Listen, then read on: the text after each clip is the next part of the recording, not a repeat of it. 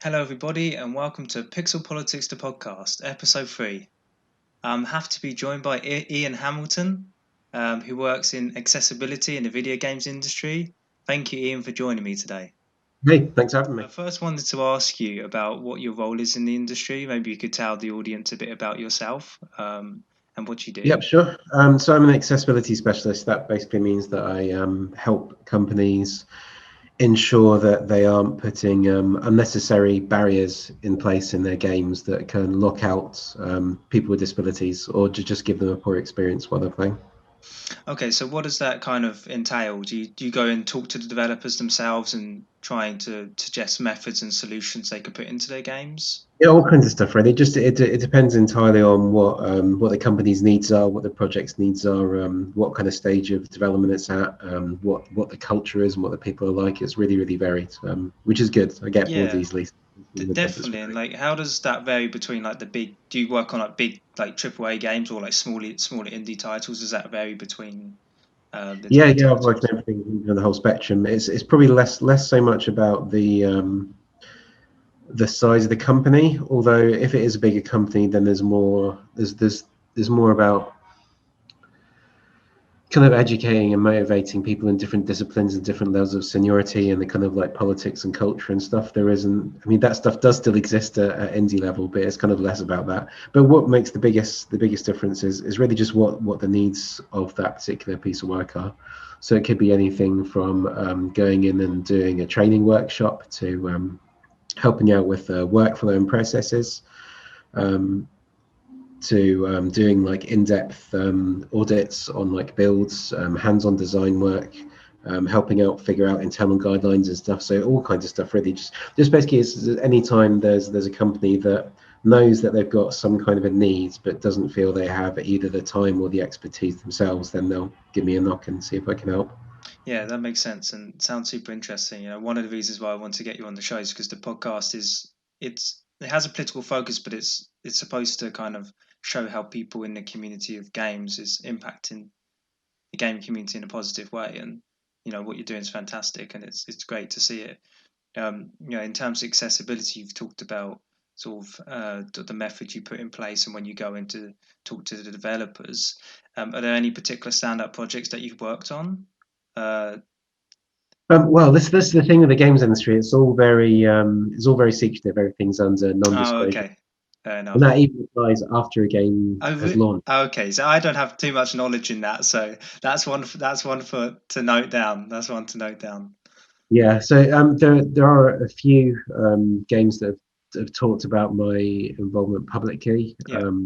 That includes The Last of Us 2 and Minecraft, Destiny 2, Assassin's Creed. Mm. But a lot of them, like I said, it's all strictly NDA'd up. Of course, and if you could talk about The Last of Us, I don't know if you can, Last of Us 2, but I've noticed, and it's public that The Last of Us 2, and when you play the game itself, has great accessibility options. Mm. And I was going to ask you, like, is that a game that a lot of other these AAA games should look at in terms of being sort of a template to improve accessibility for gamers? Yeah, well, it's not perfect. There's no Yeah. game out there that is perfect yet, but it's an important step forwards, and it's particularly important because it is The Last of Us 2, and there's already historical precedent from that. The previous game they worked on, which was Uncharted 4 back in 2016, I think. They launched with a whole bunch of accessibility features and accommodations, which if a game launched today with those kind of features, it would be pretty basic. But for Yeah. 2016, it was quite groundbreaking for a AAA game to do something like that. And because it was such a big, high profile game, that meant that developers across the industry, from the smallest one man indies through to the big publishers, took notice. There weren't many developers who hadn't heard of The Last of Us 2. And same with gamers as well. The effect it has on changing gamers' expectations of what games should be doing. So it was really influential, and I have no doubt at all that we're going to see similar stuff happen from The Last of Us 2. Yeah. So I think that's the most important thing about it. Isn't so much in what the game has done, even though there is some really cool stuff in it. Like, it's, as far as I'm aware, the first AAA game that was designed from the ground up for both the interfaces and the gameplay to be fully accessible to people who are completely blind. So it does some really cool stuff. But that's the real important thing, is just kind of the power it has for influencing and educating other developers, exactly as you said. Yeah, definitely. And Last of Us 2, I think, stands out in terms of setting. It's like you said, it's not perfect, but it sets the bar in terms of what the games can do. Mhm. Have you found that? I mean, obviously, between different titles and games, or AAA games themselves have bigger budgets than the smaller indie titles. Have you found there's sort of, in terms of economic and budget restrictions, in terms of implementing accessibility options? Is it more of a problem with smaller titles because they've got smaller budgets, or is it? It's different. Ah, The challenges that they face are different. So yeah, in a smaller company, it's more about resources. yeah, In a bigger company, it's more about like trying to shift a huge tanker in a new direction. yeah, Like all the cultural and political and the number of people you have to persuade and all that kind of stuff. yeah, But the resources thing, really, the biggest barrier to the budgetary side of things isn't really the size of your company; it's the stage of development at which you consider accessibility. And Naughty Dog were being completely open and transparent about that. They said that is their secret sauce for how they're able to do what they did in The Last of Us 2, was just that they thought about accessibility from the beginning. So that meant that they were able to design things in an accessible way from the outset, rather than get things in development, realize you've got a whole load of inaccessible stuff in there, and have to go back and try and unpick and rework, which is really difficult and expensive. Classic example, I think, is text size. So if before you even make any text, you just decide, okay, I'm not going to have any tiny text in my game, that's it. The work is done. It's just a decision. Um, the Outer Worlds, that game launched, and it had really tiny text. They got loads of feedback from gamers about how tiny the text was, and this is really a common issue because game developers don't develop games on like a big 40-inch TV 10 feet away from them. yeah, They design it on a big fat monitor right in front of their screen, so it's quite common for games to end up with tiny text as a result. So they realized there's a problem. They jumped on it to fix it, and it took them 2 months to be able to change the text to be scalable. So from a quick design decision to 2 months of solid work is quite a difference. So that's the real biggie, is thinking about accessibility early. And companies get there. It's just a bit of a journey. So the usual route is like a studio quite late in development will think about accessibility for the first time, manage to implement one or two cool kind of things, as happened with Uncharted 4, and then the game launches and they think, oh man, if only we thought about this earlier, we could have done so much more, we could have done so much better. And yeah, that's what I always say. And that's exactly happened with Naughty Dog. When they had that realization, they were in the early stages of Uncharted 4, so they're able to tackle it from much earlier. And that's what's happening with companies across the board. It's a journey. So if there's any developers watching, that's the thing. Like, don't be disheartened if you can't do everything. Nobody does. It's not possible. It's always a journey. As long yeah. as you, with each patch, with each release, with each new game, as long as you're doing a bit more and never going backwards, then it's inevitable that you will just get to a better and better place. Yeah, and I think one game that definitely could have improved its accessibility was, I think, God of War, because in terms of the viewing, how you viewed it, the text was very, very small, and I remember that. And so what you're saying is that early in development, looking at these accessibility features is probably the way developers Yeah, should I mean, go. that's a classic example. I mean, all credit to them. They jumped straight on it. Again, trying to patch it. And they actually had like a series of patches, but once your whole interface system is already designed, you're kind of locked into certain Yeah, shapes and sizes and stuff. There's only so much that you can do. Whereas if you're designing it from the start, you can do it the other way around and actually design according to your requirements rather than the other way around. But the other side of it, I kind of mentioned it was different between indies and AAAs. Indies have a huge advantage in that if they want to do something, they can just do it. They might have a couple of other people to persuade, but that's it. mm, Sometimes they don't. Sometimes it's one person. Um, so they have a lot of power in that, in that if they decide to do something, they can just do it, and also the speed at which they can do things as well. There was a game called, I don't know if you know it, called The Legend of Grimrock, no, I which haven't is heard of it. No. basically like the old like square by square dungeon crawler role Oh, playing games. okay. Yep. back in the day, and that basically like revitalized that genre. Yeah. And they got some. So back in the old like around like late 80s, early 90s, their kind of games were controlled by a mouse, and you had like a virtual cursor keys on the screen that you clicked on to move forward and side to side and stuff. And a gamer got in touch with this indie saying, just wondering if you're going to have that control method, because I use a mouse stick to push a mouse around. Like I can't use my hands. That's how I interact with technology. Is like Yeah. pushing a mouse stick. I can't really use keyboards. So just wondering if it's going to be in there. No bother if it's not. I'll probably find some way to muddle through. And the developer replied the very same day saying, we haven't thought about that. It's in the game. Download the update.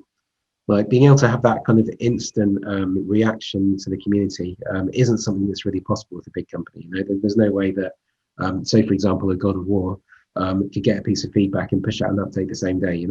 Yeah, exactly. Right, and you can see those differences, and it's interesting to look at the comparison between the big AAA and the smaller titles or the indie developers to see what the difference is there. Yeah, so I mean, it's kind of different pros and cons to the two end scale. And indies have been at the forefront of innovation as well. Two of the games that are at the absolute top of the industry are Sequence Dawn, which is like a rhythm racing game, and Eagle Island, which is a like roguelike platformer. And those two games are way up there with Last of Us 2 and exceeding it in some ways. And they were both made by solo indie developers, just one person coding away in the home. Yeah, so there's like you mentioned that implementing strategy at the early stages in terms of accessibility of a video game is probably what game developers should do. Yeah. Is that universal? I assume that it would be, because it's probably the most effective method to put in place. Would you say it's universal which developers should put in place to improve accessibility? Or Oh, you mean should all game developers in general should all think about it early? Yeah, definitely. Yeah. But there's a lot of features where, like I said, with the tech size, where if you think about it early, it's really, really cheap and easy. And if you think about it late, you have to unpick everything. It can be really difficult and expensive. Actually, a nice example of that from AAA lands was a game called Evolve. Yeah. They came to accessibility quite late in development and started thinking about color blindness. They had already designed loads of their interface to depend on being able to tell colors apart for like people's abilities and the map and all that kind of stuff.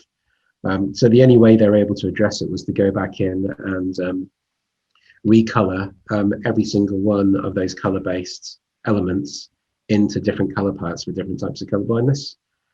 So after the art director had been through all of that, she was just like, no, that's not happening again. From now on, I am personally going to check every single thing that comes through and make sure it's colorblind friendly by default, that it's designed with some other signifier apart from color. So we don't have to go through the effort of remaking everything an extra 3 times. Yeah, that's super interesting. And as part of your role, do you talk to sort of the big brands in terms of manufacturing consoles for accessibility? Or not consoles, but the hardware that comes with it. For example, Xbox released that really nice, I can't remember the name, but really nice accessibility controller. Yep. Yeah, I worked on that. Yeah, the Xbox Step. Yeah, it's fantastic, and I've heard awesome feedback from in terms of the control really improving people's lives when they play games and the experience for them. You worked on that, like you said. Is it hardware? Like Xbox is probably the only console at the moment in terms of the big console manufacturers that are improving accessibility to another level. PlayStation, Nintendo, especially Nintendo Switch, isn't that accessible. I don't think. I mean, you can't change the button layouts. Would you? And now they've actually patched that in. Oh, they actually? Okay. They have, yeah. So that was quite recent. Before that, they had another couple of features. Just fairly basic ones to start with. One to put the colors in grayscale and invert them as well. So that was kind of how they started along that journey. And they've got since then they also included really nice zoom functionality and the system level remapping as well. So they're getting there, but that was a really, really important point that was reached when Nintendo implemented those first 2 things, the color inversion and the grayscale. because that was the first point in the entire history of the industry that every major gaming platform, so that's Xbox, PlayStation, Switch, iOS, Android, PC, Yeah, all had system level accessibility functionality. That never happened in the industry before. So that was a really, really important milestone to reach.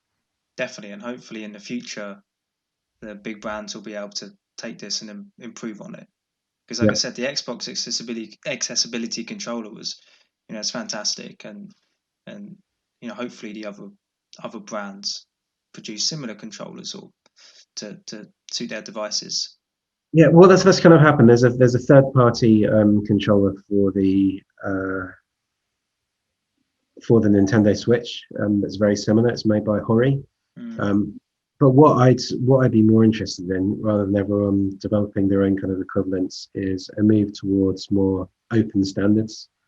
Because when in the early days of my gaming, playing on things like a Mega Drive and an Atari ST and that kind of stuff, there was just a controller.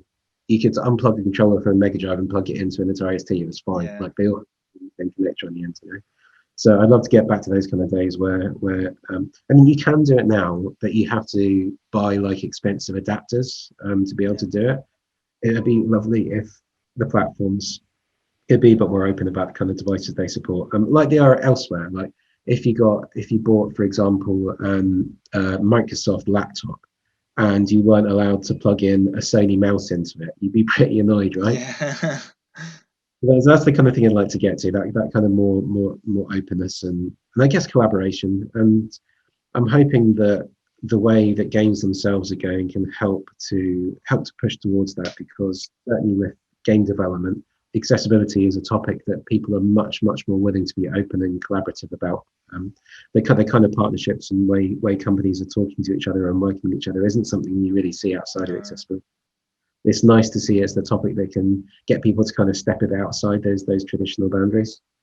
So you're talking about more sort of like a standardized controller that would be Just usable. open standards. I mean, Yeah, it's the methods by which they actually connect to the hardware are pretty similar. You yeah, can all plug them into a USB or Bluetooth or Wi-Fi, depending on which platform it is. But it's all pretty standard stuff, you yeah. know.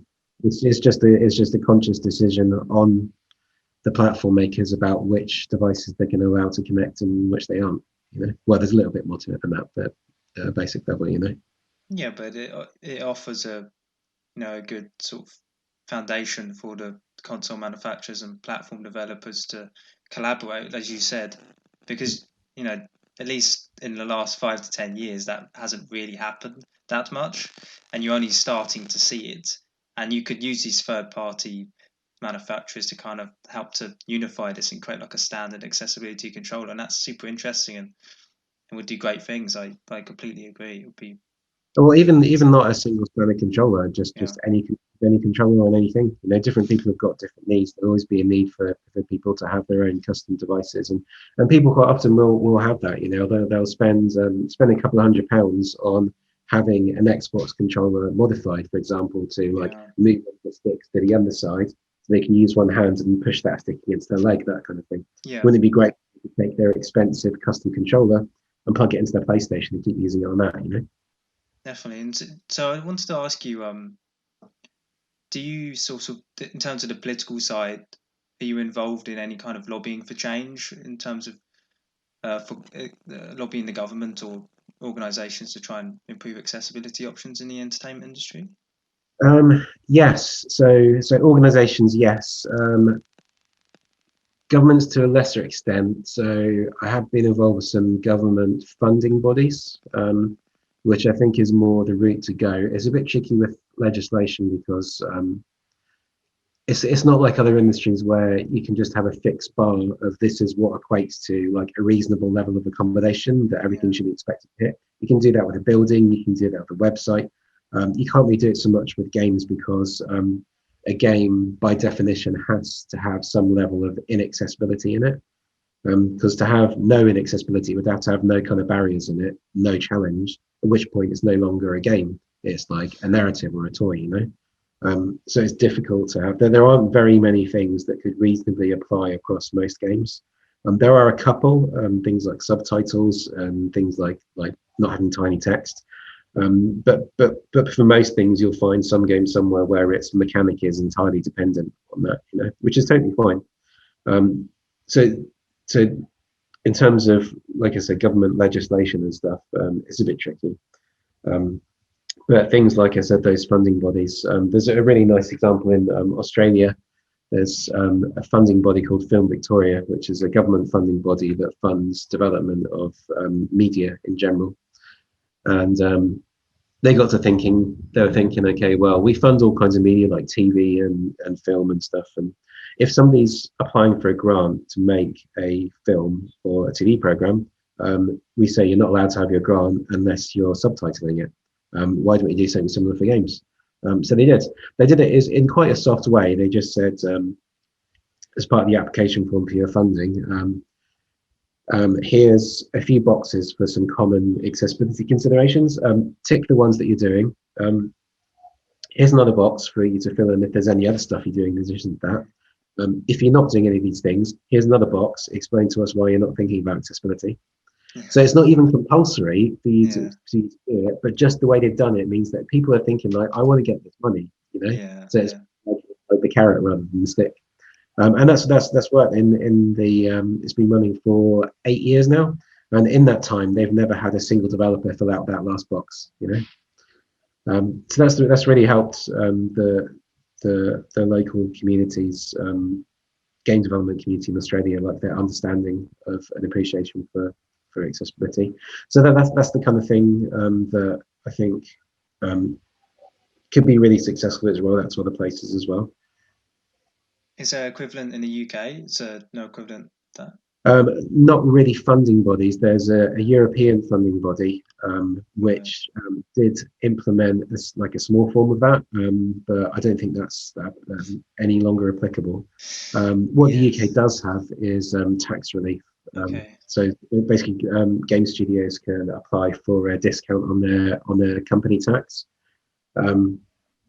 So I think that would be good potential avenue, including that kind of thing in the application for the tax relief.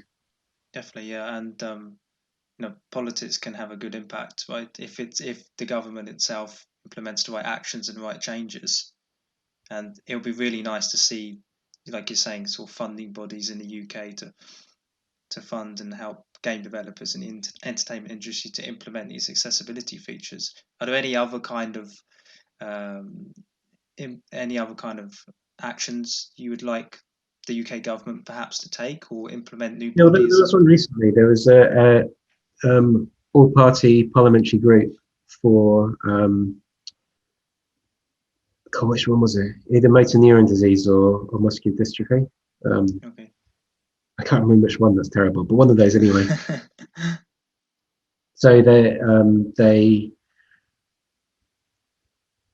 I think it's muscular dystrophy. So the APBG for that, they held a session with the main advocacy group who'd identified that there were significant accessibility problems, and representatives from a few of the big gaming companies. So there's like Xbox and PlayStation and stuff there. So that's a powerful role that the government can play, is in the clout it has to make that kind of stuff happen, Because if that advocacy body had just got in touch with Xbox and PlayStation saying we want to have a meeting, like that's a whole different thing to the government saying we want you all to sit in the room together and have a chat. And it's really good. So the advocacy group left reassured that stuff was being done, and the companies left with new relationships with the people that were there, both the disabled people in the room and the advocacy group. So it was a win on all counts. So I'm very much interested in those kind of non-legislative ways that government can help, whether it's those kind of things, whether it's through carrying out research. Penny Moore, she carried out a bunch of research with like focus groups with young disabled people, looking at what the kind of biggest barriers they faced in their lives were, to see if they could identify any industries that needed to do a better job of supporting them. And number one top out of that was actually gaming. So it wasn't accessibility; it was actually representation. So that was the biggest barrier they felt they faced in their lives. Above like representation of fashion, above like transport and housing and all this kind of stuff, was lack of disabled characters on the screen in video games, which is quite a finding, right? Um, so all these kind of things, like I said, non-legislative ways that governments can support, even just showing backing. If so, a similar thing happened with web accessibility. There was a standard that was published on basically a guides for management. So rather than people actually implementing things, a guide for management on how they should think about accessibility. So like what kind of things they should take in mind when they're hiring a company, like what kind of questions to ask them, that kind of stuff, and like how to build a team and who to assign responsibility, all that kind of stuff, right? And that isn't required by law, but the government gave their support for it. So if it just says something like this is supported by government, then that gives it quite a bit of clout. Yeah, it goes a long way. And like you're saying with the parliamentary committees, it facilitates cooperation and people talk to each other, and then you can, even if a decision's not made in the committee itself, when say the MPs or the groups that have been talking leave, they can then talk and they can implement new actions on new projects, and that's always a positive thing. And I think government can, well, not just government, but any kind of politics in parliament can act as sort of a mediator, like a body to facilitate that kind of cooperation. And I think that's what a lot of people forget about politics, and they think it's all nasty, which it can be, but it doesn't have to be sometimes, and it can involve cooperation, and it Yeah, can exactly. offer a It's not just platform. about the hammer coming down; it's about the facilitation and the encouragement and the backing and all Exactly, that. exactly, and getting back in is a great thing. Like it's really good. Um, so thank you so much for joining me today. It's been a pleasure. And Thank you for telling us what you do and explaining, and it just shows that there's fantastic people in the industry like yourself making change for people's lives. And thank you so much for coming on. It's been really Yeah, great. and it's exciting. It's nice to be involved in something, especially in the world as it is at the moment. Being able to see that there is something that is moving squarely in a good direction. Exactly, exactly. And thank you so much for coming on and telling us about it. Thank you.